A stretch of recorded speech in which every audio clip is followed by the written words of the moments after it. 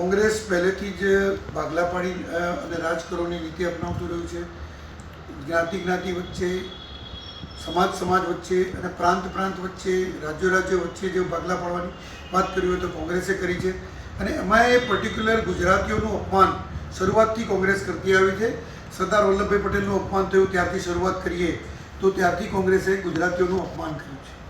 અને તાજેતરની જ્યારે મહારાષ્ટ્રની ચૂંટણી આવી ત્યારે કોંગ્રેસ અને એના સાથી પક્ષોની જે ગુજરાત વિરોધી માનસિકતા હતી એ માનસિકતા છતી થઈ ગઈ. રાહુલ ગાંધી જ્યારે મહારાષ્ટ્રની અંદર ભાષણ આપે અને ભાષણની અંદર એવો ઉલ્લેખ કરે કે મોટા સાહસો અને મોટી જે ફેક્ટરીઓ છે એ ભારતીય જનતા પાર્ટી ગુજરાતમાં નાખે છે અને મહારાષ્ટ્રીયોને અન્યાય કરે છે.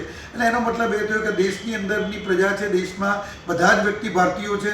જ્યારે ભારતીય જનતા પાર્ટી સૌનો સાથ, સૌનો વિકાસ અને સૌના પ્રયાસની સાથે ચાલતી હોય, આદરણીય નરેન્દ્રભાઈના નેતૃત્વની અંદર ક્યારે પણ ભારતીય જનતા પાર્ટીએ કોઈની ભાગલાવાળી નીતિ અપનાવી નથી. ત્યારે કોંગ્રેસની આ ભાગલાપણ અને રાજકારણની નીતિ સ્પષ્ટ થઈ ગઈ. એમાં ગુજરાત વિરોધી જે નીતિ છે એ સ્પષ્ટ થઈ ગઈ અને એને મહારાષ્ટ્રની પ્રજાએ જાકારો આપ્યો અને મહારાષ્ટ્રની પ્રજાએ એટલી હદે જાકારો આપ્યો કે કોંગ્રેસ વિરોધ પક્ષને પણ ન છાજે એટલી સીટો, એટલે 10% કરતાં પણ ઓછી સીટો મહારાષ્ટ્રની અંદર આવી. આ સ્પષ્ટ બતાવી આવે છે કે મહારાષ્ટ્રની પ્રજા પણ રાષ્ટ્રવાદી પક્ષ સાથે છે કે જે એક રાષ્ટ્ર અને એક દેશ એનું જે સ્વપ્ન નરેન્દ્રભાઈ જોઈ રહ્યા છે એ સ્વપ્નની સાથે છે.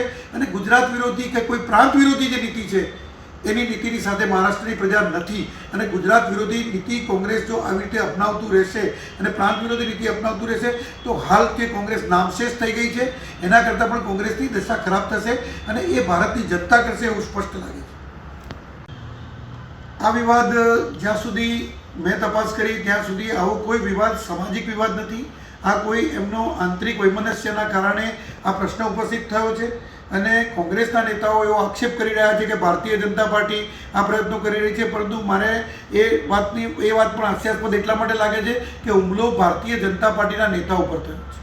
અને ભારતીય જનતા પાર્ટીના નેતા ઉપર જ્યારે હુમલો થયો છે ત્યારે કેવી રીતે ભારતીય જનતા પાર્ટી પોતાના નેતા ઉપર હુમલો કરાવી શકે? એટલે કોંગ્રેસ કોઈપણ પ્રશ્ને અને કોઈપણ મુદ્દે રાજકારણ કઈ રીતે રમવું અને રાજકીય રંગ કઈ રીતે આપવો, કોઈપણ વ્યક્તિનું આજે એની પર હુમલો થયો છે એની સંવેદના દાખવવાની જગ્યાએ એને રાજકીય રંગ આપી અને રોટલા શેકવામાં જ્યારે કોંગ્રેસ પડી હોય ત્યારે મારે સ્પષ્ટ કહેવું એ બાબતે છે કે આ જે હુમલો થયો છે કે આ વાત છે એમાં કોઈ રાજકીય રંગ નથી અને કોઈ સામાજિક પણ રંગ નથી. વ્યક્તિગત એમના કોઈ વૈમનસ્યના કારણે અથવા તો બીજા કોઈ કારણસર આ બનાવ બન્યો છે જેની તપાસ પોલીસ કરી રહી છે અને આ તપાસમાં અંતે બધું બહાર આવશે.